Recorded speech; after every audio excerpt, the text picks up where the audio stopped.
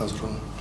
Böyük ümidlər, böyük potensial vəd edən futbolçularımızdan birisən, amma mövsüm sırf fərdi olaraq sənin özünə yanaşsaq, bu qədər də yaxşı başlamayıb, söhbət forma şansından gedir. Amma açıq etiraf edəcək, U21 komandamızın əsas üzvlərindən birisən. Bax, bunları müqayisə edəndə sabahki oyunla bağlı nələr demək mümkündür? Yəni, sezonun yaxşı başlamamağının buna aidiyyəti yoxdur. Yəni, özüm də bilirəm ki, az oynayıram, şans qazanmıram son oyunlarda.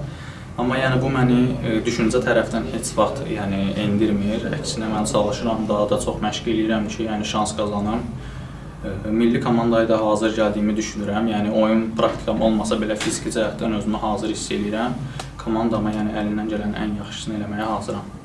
Portuqaliyada ağır məğlubiyyət aldıq. Bolqarıstanla nisbətən yaxşı oynadıq. İndi ümumi sən də komandanı tanıyırsan, komanda yoldaşları bilirsən. Çexiyada qrup lideri də səhv etməmsən. Bu səfərdən bir xalla ayrılsaq uğur nəticə sayılar? Yenə deyirəm, biz əslində qələbəni fikirləşirik, komandanı analiz eləmişik.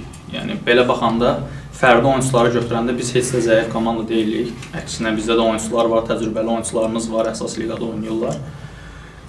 Biz çalışsaq, mən düşünürəm ki, Rəşad müəllimin verdiyi tapşırıqlarına yeri yetirsək, həqiqətən də məşqdə super alınır hər şey. İnanıram ki, 3 xal da götürmək olar bu rəqibdən. Çünki futbolda çox sensasiyalar baş verir. Mən inanıram ki, bizim komanda bunu eləyə bilər. Mən inanıram komandama. İnşallah sabahki oyunda əlimizdən gələn ən yaxşısını eləyəcəyik ki, 3 xalı götürək. İnşallah. İnşallah. Uğurlar. Çox sağ olun.